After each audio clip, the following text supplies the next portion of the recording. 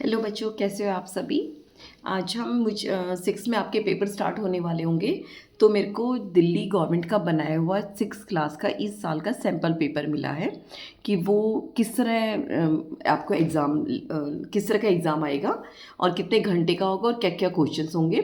तो आज हम वो सॉल्व कर लेते हैं, आपकी प्रैक्टिस भी हो जाएगी। और मुझे कमेंट करके बताना आप लोगों का पेपर हो गया या होने वाला है। हमारे आसपास सभी 1 मार्च से सबके एग्ज़ाम स्टार्ट है, तो जो भी हो अपना कमेंट करके ज़रूर बताना। ये मार्क्स जो पेपर होगा आप लोगों का 60 नंबर का होगा और जो टाइम होगा वो 2.5 घंटे का होगा। ठीक है, ये दिल्ली का पेपर है और इसमें कुल 16 पर्सन होंगे जिनको 5 खंडों अ ब स द ई यानी ABCD में बांटा गया है। पहले प्रत्येक इसमें कोई चॉइस नहीं है, आपको सारे के सारे जो पर्सन है वो करने हैं। हाँ, इंटरनल कुछ क्वेश्चंस में या तो ये कर सकते हो या ये कर सकते हो।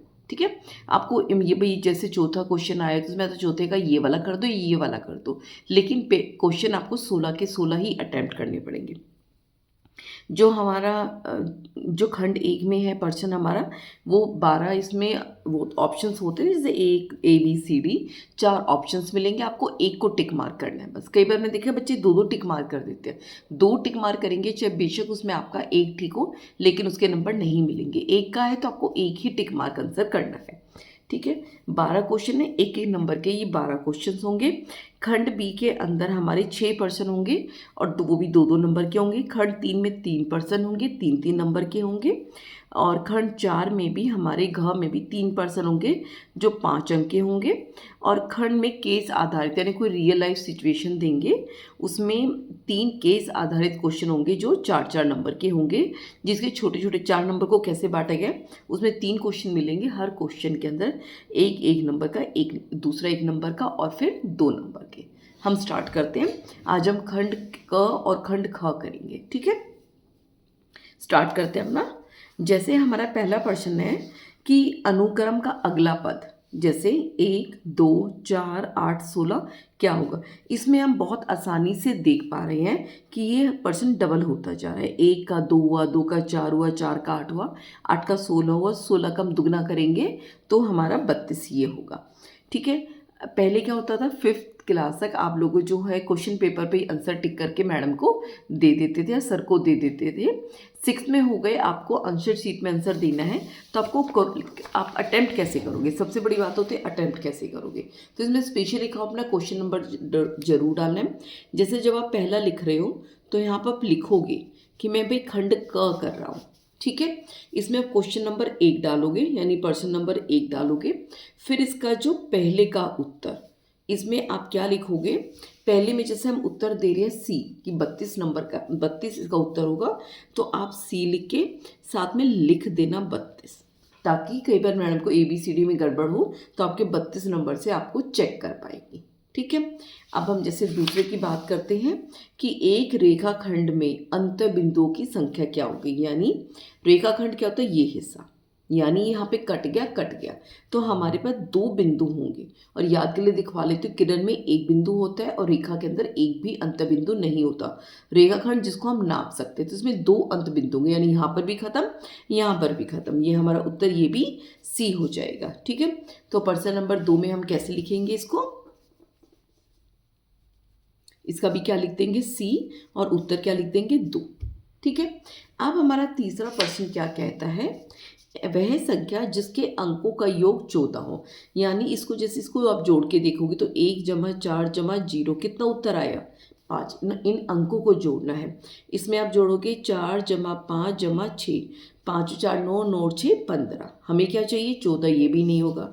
जब आप 2 जमा 3 जमा 4 जोड़ेंगे तो कितना हो गया, 4 और 2 6 7 8 9, ये भी नहीं होगा। जब आप 9 जमा 5 जमा 0 जोड़ोगे तो आपके पास आ गया 14, तो हमारा ये वाला उत्तर होगा। ठीक है, तो हम इसको क्या लिख देंगे थर्ड वाले में कि उत्तर हमारा D है और क्या आंसर है हमारा 950। ठीक है, ऐसे आपको उत्तर देते जाना है। अब हम अपने अगले प्रश्न की तरफ जाते हैं।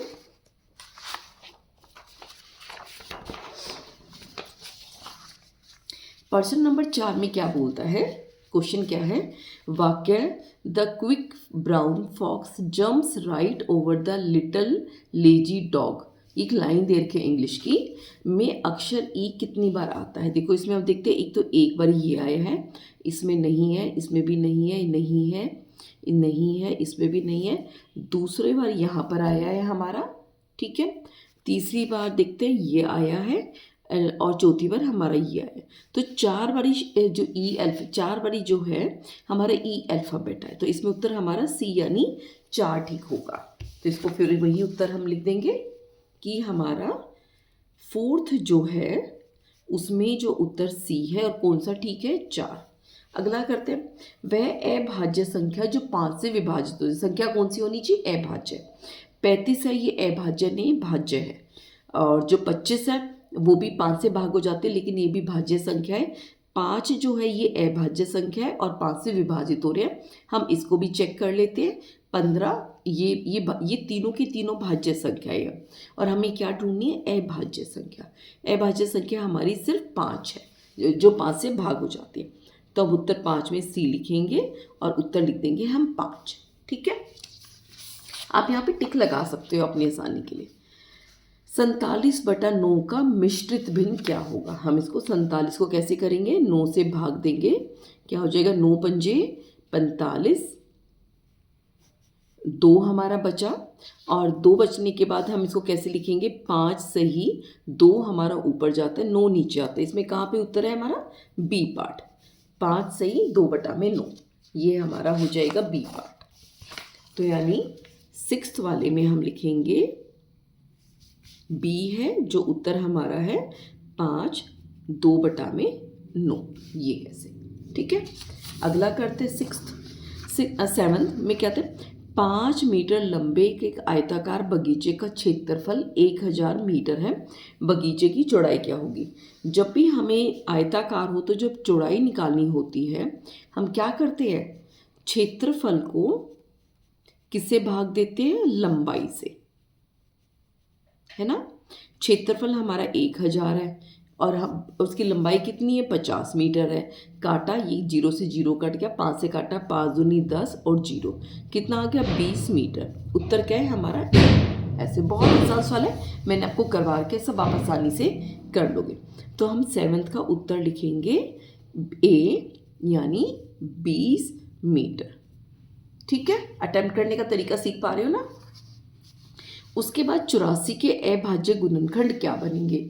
हम 84 के अभाज्य गुणनखंड बना लेते हैं। पहले 2 से जाएगा, 2 चौके 8, और ये कितना हो जाएगा, 2 चौके 8 और 2 दूनी 4, फिर 2 से किया, 2 दूनी 4, 2 एकम 2, 3 से किया, 3 सत्ते 21, और 7 से किया, 7 एकम 7, यानी क्या हो जाएगा, 2 गुना 2 गुना 3 गुना 7। हमारा कौन सा जा रहा है, 2 गुना 2 गुना 3 गुना 7, हमारा इसका जा रहा है ए उत्तर। हम 8वें का लिख देंगे उत्तर हमारा ए, और क्या लिख देंगे, 2 गुना 2 गुना 3 गुना में 7, ठीक है। ये हमारा 8वां हो गया। 1/5 की समतुल्य भिन्न कौन सी है। जैसे समतुल्य भिन्न का होता है कि जितने से हमने ऊपर से गुना किया उतनी ही नीचे से करेंगे। देखो ये तो नहीं है, ये तो उल्टा ही हो गया, इसको उल्टा करके लिख दिया, तो ये तो नहीं है। यहाँ पे क्या है, 20 यानी ऊपर 20 है तो ऊपर भी 20 से गुना किया, नीचे भी अगर 5 को 20 से गुना करेंगे तो 100 होगा, बट यहाँ पे 60 है। इसमें ऊपर 12 है, ऊपर नीचे 12 से गुना किया तो 12 कम 12 और 12 पंजे 60, तो ये उत्तर सही है। इसको चेक कर लेते हैं, ऊपर 11 है तो नीचे 55 होना चाहिए।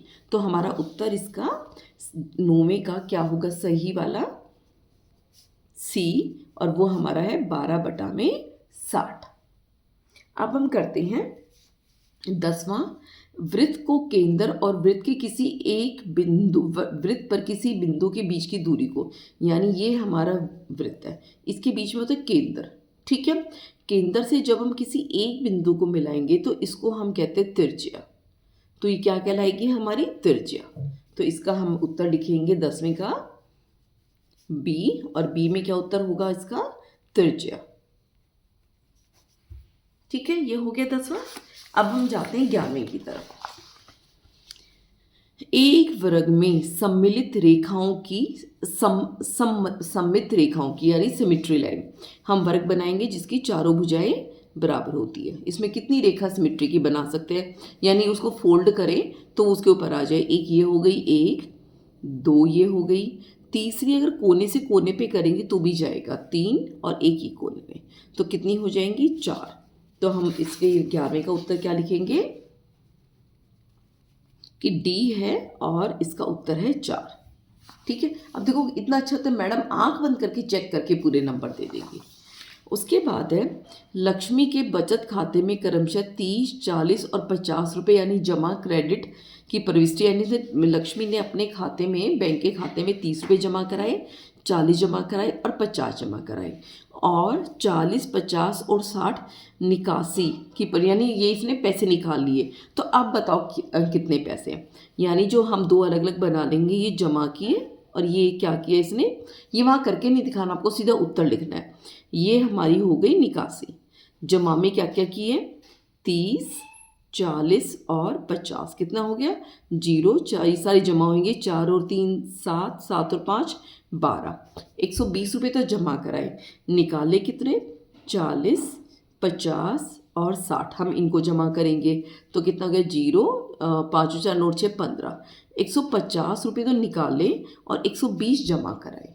ठीक है, जमा घटा में बोला था अगर इस तरह जोड़ना हो तो हम इनको आपस में घटाते हैं। अगर 150 में से हम 120 को घटाएंगे तो उत्तर आएगा 30, और 30 का मतलब ये 30 रुपये यहाँ ज़्यादा, यानी 30 रुपये की क्या हुई, फाइनल निकासी हो गई। ऐसे तो इसका हम उत्तर लिखेंगे 12वें का 30 रुपये, और क्या लिख देंगे इसको, सॉरी पहले उत्तर लिखेंगे बी और 30 रुपये निकासी। ठीक है, ऐसे। उसके बाद ये देखो खंड क हमारा खत्म हो गया। अब हम जाएंगे खंड ख की तरफ। यहाँ पे डाल देना बड़ा बड़ा कि हम खंड ख कर रहे हैं वैसे। ठीक है, इसमें आ गया हमारा प्रश्न नंबर 2। प्रश्न उतारने की जरूरत नहीं होती, सीधा हम क्या लगाएंगे, हम उत्तर निकालेंगे इसका। प्रश्न 2 से वस्तुनिष्ठ प्रकार के प्रश्न है। ठीक है, छोटे प्रश्न है और हर एक कितने कितने नंबर का है, 2-2 नंबर का है। सबसे पहले 100, ये हमें करके दिखाना पड़ेगा। 196 के अभाज्य गुणनखंड ज्ञात कीजिए। तो हम क्या करेंगे, प्रश्न नंबर 2 हो गया, 196 के हम गुणनखंड बना के दिखाएंगे। 2 से किया, 2 निम 18, 2 अट्ठे 16, 2 से किया 2 चौके 8 और 2 निम 18, तो 7, 7, 7 एकम 7। ठीक है, तो हमारे पास क्या हो जाएगा, 196 के 2 गुना 2 गुना 7 गुना में 7, ये हमारा क्या हो गया, उत्तर हो गया। ऐसे अब हमें सॉल्व करके दिखाने पड़ेंगे। इसी तरह हम प्रश्न नंबर 3 पर जाते हैं। 2 हो गया, अब हम प्रश्न नंबर 3 करेंगे। अंक 1, 2 और 4 के बनी सभी 3 अंकीय पैलिंड्रोम्स की सूची बनाएं, और जब अंकों की पुनरावृत्ति, जहाँ पे अंकों की पुनरावृत्ति की जा सके। सबसे पहले पैलिंड्रोम। पैलिंड्रोम याद है, जो संख्याएं या हम अल्फ़ाबेट भी कह सकते हैं, जो आगे से पढ़े पीछे से पढ़े एक जैसे हो। जैसे 1 1 1 आगे से यहाँ से पढ़ रहे हैं तो भी 1 1 1, यहाँ से पढ़ रहे हैं 1 1 1 पढ़ रहे हैं। या जैसे हम 1 2 1 कर दें तो क्या हो रहा है, 1 2 1, यहाँ से भी अगर हम उल्टा पढ़ते तो 1 2 1, ये हमारे पैलिंड्रोम्स है। या जैसे हम 1 2 4 2 1, ठीक है ना, यहाँ से पढ़ रहे हैं तो भी वही आ रहा है, यहाँ से उल्टा पढ़ेंगे तो भी। इंग्लिश में भी कर सकते हैं ए बी ए, यहाँ से पढ़ रहे तो ए बी ए और यहाँ से पढ़ रहे तो ए बी ए, ये सारे के सारे पैलिंड्रोम्स हैं।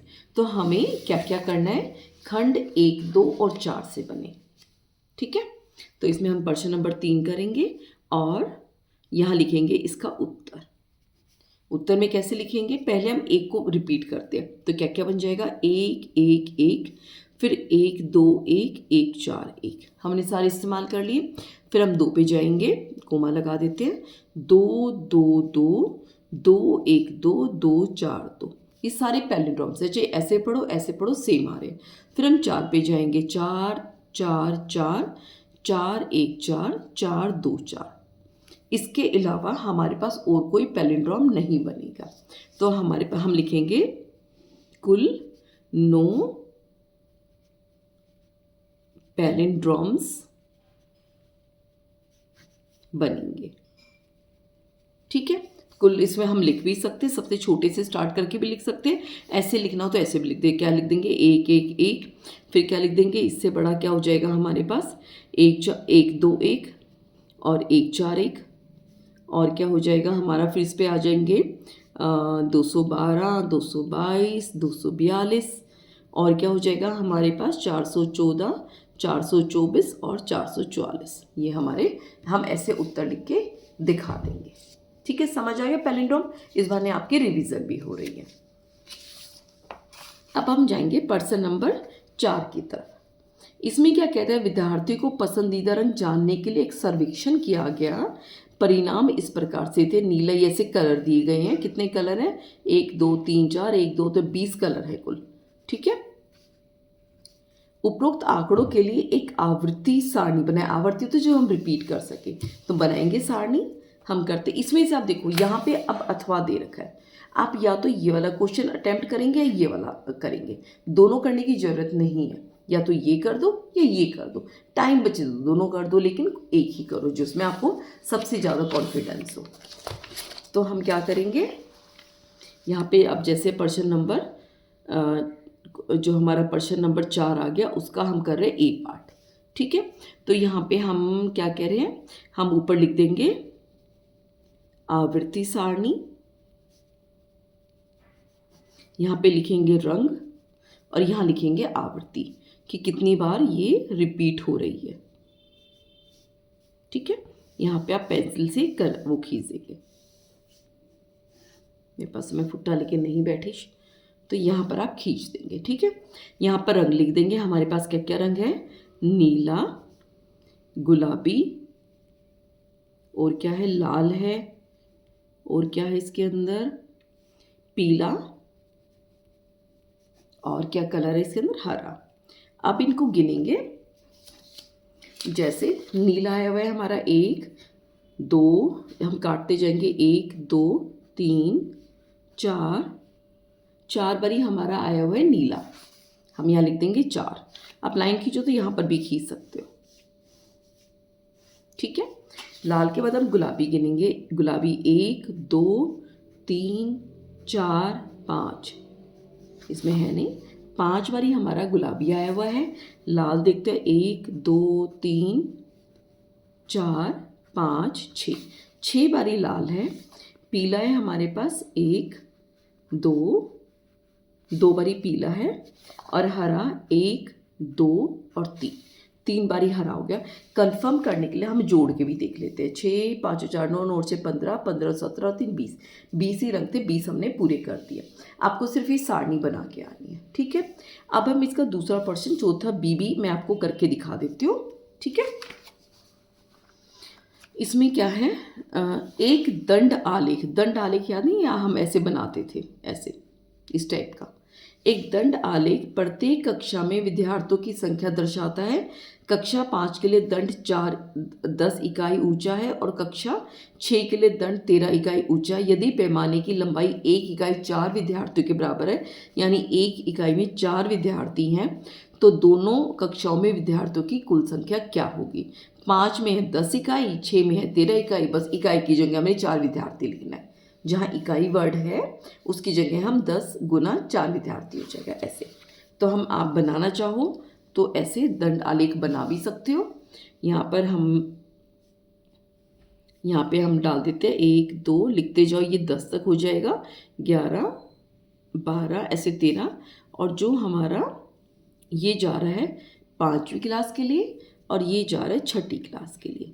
यहाँ 10 हो गया और ये 13 तक चला गया। ठीक है, तो हम क्या क्या लिखेंगे, कक्षा 5 में विद्यार्थी कितने हो गए हमारे, 10 गुना में 4 विद्यार्थी, कितना हो गया, 10 चौके 40 विद्यार्थी। ठीक है, फिर उसके बाद हम करेंगे कक्षा 6 में विद्यार्थी, इसमें कितने हो जाएंगे, 13 आलेख था ना, 13 इकाई थी, 13 गुना 4 ब्रैकेट में लगा दो, 13 गुना 4 विद्यार्थी, तो कितना हो गया, 13 चौके 52 विद्यार्थी। ऐसे। इसका फिर हम फाइनल उत्तर क्या लिखेंगे, दोनों कक्षाओं में कुल विद्यार्थी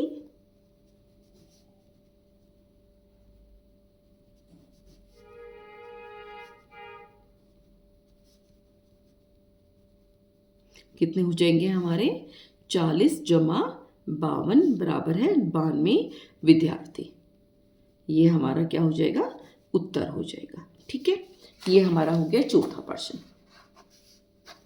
पांचवें में क्या कहता है, एक विद्यार्थी का एक समकोण और एक त्रिभुज का एक समकोण है और दूसरा कोण 40 डिग्री का, तो तीनों कोण का कोण ज्ञात करो। तो इसमें हम क्या लिखेंगे, पहले क्वेश्चन नंबर 5 यानी प्रश्न नंबर 5, इसका उत्तर, हमने एक त्रिभुज बनाया, ये तो हमारा हो गया 90 डिग्री का, ABC बनाया, एक कोण हमारा 40 डिग्री का है और हमें ये वाला निकालना है। ठीक है, तो हम क्या लिखेंगे, त्रिभुज का तीसरा कोण कैसे होता है, 180 डिग्री, तीनों का जोड़ 180 डिग्री होता है, इन दोनों में से इनको घटा देंगे।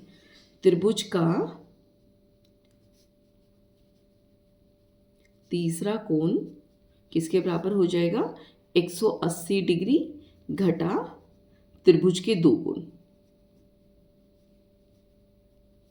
हम ऐसे लिख देंगे। तो कितना हो गया, 180 डिग्री घटा ये कितना हो गया, 90 जमा 40, कितना हो गया, 180 डिग्री घटा 9 4 13 130 डिग्री, और हो जाएगा हमारे पास 50 डिग्री। ये हमारा हो जाएगा उत्तर। ठीक है, ऐसे आपको करना है। ये 2-2 नंबर के क्वेश्चन इतने ही होते हैं, छोटे छोटे से। अब हम आगे प्रश्न नंबर 6 पर। ये देखो, कहते हैं पैटर्न बना रहा है। ये पैटर्न क्या बना रहा है, एक में एक, 1 2 1, यानी इसमें 2 जब हमने जोड़ा तो ये बन गया 4, 1 2 3, बीच में 3 जोड़ा, 1 2 3 3 2 1, तो ये 9 बन गया। इसमें अब दिख रहा है कि हमें क्या जोड़ना है, 1 2 गिनती चली रही है, 3 4 3, ये जोड़ देंगे तो ये क्या उत्तर बनेगा। ये देख लो, 2 आए तो बन गया 2 का वर्ग, 2 दूनी 4, ये क्या बन गया 3 का वर्ग, 3 3 9, जब 3 का, अब इसमें बड़ी से बड़ी संख्या 4 हो गई, तो ये बन जाएगा हमारा 4 का वर्ग, जो हो जाएगा 16। तो हम उत्तर में सिर्फ एक लाइन लिखेंगे, 1 जमा 2 जमा 3 जमा 4 जमा 3 जमा 2 जमा 1 बराबर है 16। ठीक है, ये हमारा उत्तर हो जाएगा 6 का। हाँ, अब अगला 7वां प्रश्न है, लास्ट है ये 2 नंबर में, 20 और 36 के उभयनिष्ठ गुणनखंड, उभयनिष्ठ जो दोनों में आते हो वो ज्ञात करिए। तो हम लिखेंगे प्रश्न नंबर 7 और इसमें हो जाएंगे उत्तर, क्या करेंगे, 20 के गुणनखंड बनाएंगे, तो कितना हो जाएगा, 2 एकम 2 0, 2 पंचे 10 और हमारा 5 एकम 5। तो 20 के गुणनखंड क्या बन रहे हैं हमारे, 2 गुना 2 गुना में 5। अगर हम और किसका है, 36, इसका बनाते हैं, 2 एकम 2, 2 अठे 16, 2 से 2 नीम 18, 3 3 3 तिया 1। तो 36 के जो गुणनखंड बनेंगे, 2 गुना 2 गुना 3 गुना 3, उभयनिष्ठ होते हैं जो दोनों में हो, ये 2 इसमें है, ये भी इसमें है, 5 इसमें नहीं है, 3 इसमें नहीं है। तो हम क्या लिखेंगे, 20 और 36 के उभयनिष्ठ गुणनखंड क्या हो जाएंगे, 2 गुना में 2 बराबर है 4, हमारा ये हो जाएगा उत्तर। ठीक है, ये हमारा प्रश्न नंबर 7 हो गया। अच्छा, मैं आपको बता रहा है, मैंने इंग्लिश का भी चैनल स्टार्ट कर दिए, बहुत ही अच्छी मैडम है, वो इंग्लिश पढ़ाती है, उनकी समझाने का तरीका भी बहुत अच्छा, आप मेरी प्लेलिस्ट में जाके भी देख सकते हैं। दूसरा, मैंने टेलीग्राम पे एक ग्रुप बना दिया है, अगर आपको अपने स्कूल का सैम्पल पेपर या कुछ सॉल्व करवाना है तो आप मुझे उस पर सेंड कर सकते हो।